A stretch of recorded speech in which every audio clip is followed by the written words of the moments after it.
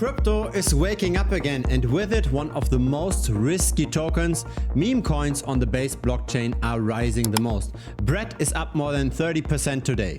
And the big question is, how much longer can this rally last? I always like to look at on-chain metrics. I like to look at who's buying here, who's selling here. Is this small retail? Is this the big whales? What's actually happening under the hood? So here's BRED today. We are currently at 41 cents, up 32%. But this is by no means a constant rally. We had been going rather sideways and down in the last 7 days. This month doesn't look much better. We declined by 33%. And so one has to wonder, why isn't the price long-term going up when there's so much talk about BRED? Here's one first explanation. BRED is already very large. It's the 6th most traded token in the last 24 hours. Its market cap is at number 5, again on the base chain, and its liquidity pool is at number 11. So it's very hard for one of the largest tokens to still perform very well, right? You need a lot of new capital to generate some kind of relative performance. The smaller a token is, the more it can potentially run. And bigger tokens tend to have it harder, especially for meme coins, because meme coins are seen always as risky.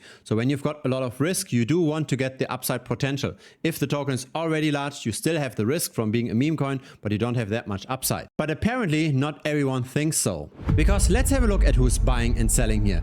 The price went pretty much sideways since listing on CoinMarketCap, but that's not because nobody is interested in the token, rather the opposite. There are two very opposing forces on the price. Have a look at this. This is the number of retail investors versus whale investors. So this comes from a tool that I've developed myself. It's available down below at thebitcoinstrader.com. You can plug in any token into this tool. Feel free to check out Premium. Now on the left side, we've got the number of wallets that have at least 25,000 BRED tokens. So at the current price, that's roughly $1,000 worth of the token. In the middle, we go a 10x from that in minimum holding. So that's now at least $10,000 worth of the token.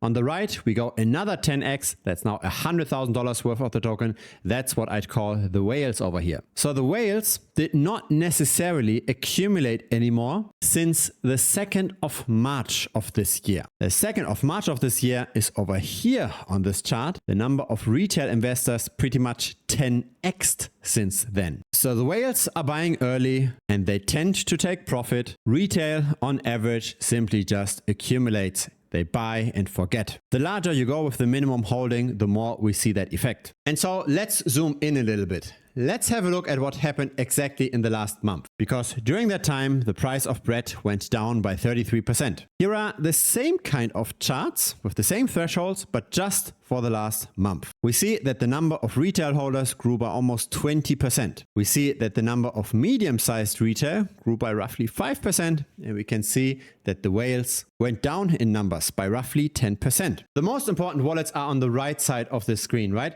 The wallets on the right are 100 times larger on average than the wallets on the left. And they are the ones that are selling. So despite growing interest by retail, because there's so much headwind by the whales, and because the whales are 100 times larger in holding compared to retail, you can still see how an increase of 1,500 holders within a month cannot offset those 20 mega wallets or so that decided selling. The reason why this is going down is because the whales sell. Retail is buying, but the retail buying is somewhat long-term slowing down. The whales are selling, and the liquidity pool is rather large. In other words, there seems to be a pretty stable effect. The only thing that I believe can turn this around is potential manipulation by the mega whales, like by the centralized exchanges, for example. And yes, there is some trading volume by those centralized exchanges. 25% of trading volume happens on Gate.io, 21% on Bybit. And yes, there are perpetual futures as well, which adds another layer of leverage, another layer of potential manipulation. I believe the long-term trend for BRED unfortunately isn't positive. Short-term though, if enough people believe in a declining price, we could see temporary short squeezes.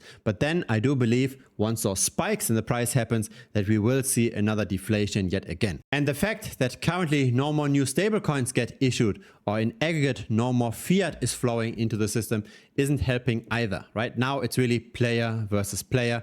It's not anymore new capital entering the space pushing up all the prices. So it's the smart money that will continue winning. It's the whales that take the profit, that depress the price. And so I don't think this chart will look so much better in 2 or 3 months. But let's revisit Brett again. I do make regular updates on various altcoins on this channel. So if you don't want to miss that, feel free to subscribe. I publish videos regularly. Like would be very much appreciated as well. It helps the channel grow. There's also a free Telegram. Feel free to check it out. Link is down below.